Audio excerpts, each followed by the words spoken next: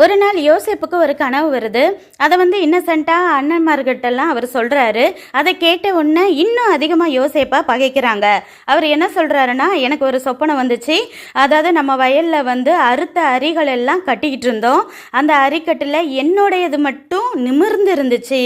நீங்கள் அறுத்த அரிக்கட்டுகள்லாம் அதை சுற்றி வணங்கி நின்றுச்சு அப்படின்னு சொல்கிறாரு.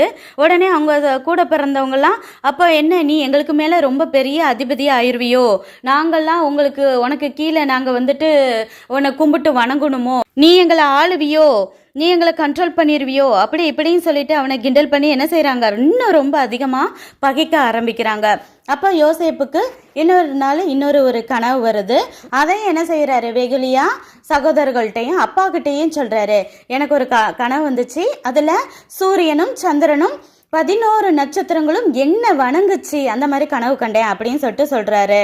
இதில் சூரியன்கிறது அப்பாவையும், சந்திரன்கிறது அம்மாவையும், நட்சத்திரங்கள்ங்கிறது அண்ணன்மாரையும் குறிக்கும்.